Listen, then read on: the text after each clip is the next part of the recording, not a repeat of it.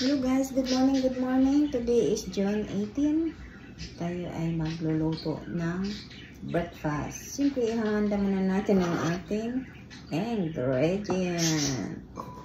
Eggs, onions, ham, carrots, and chili. Ngayon, magluluto na tayo.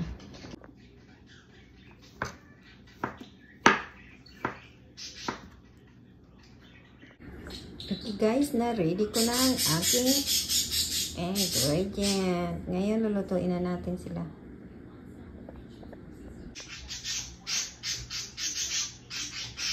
Ngayon guys, mag-uumpisa na tayo. Lagyan natin ang ating onion. Iiyan ang aking mga ingredients.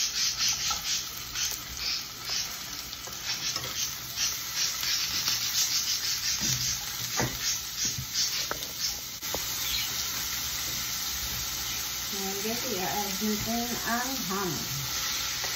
I-slice ko na ng maliliit ang ham.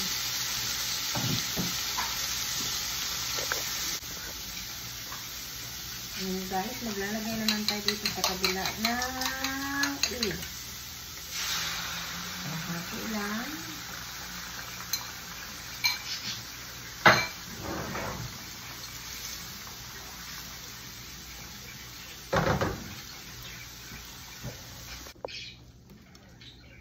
And guys, i-transfer natin ang ham.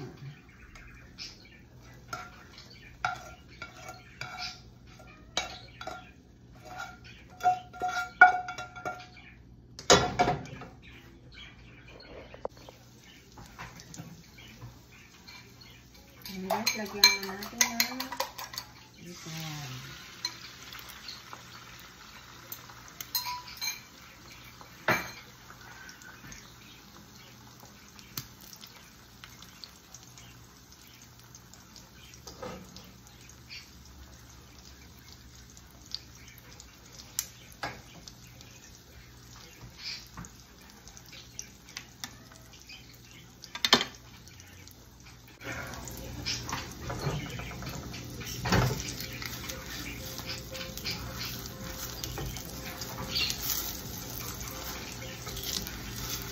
Ayan guys, dito na naman natin siya i-transfer.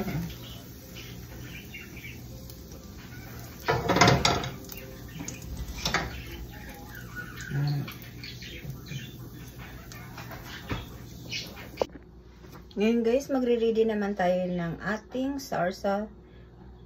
Kasi yan ang kakainin ni Conrado today. Tomato, chili, ilalaga lang natin tapos i-blend.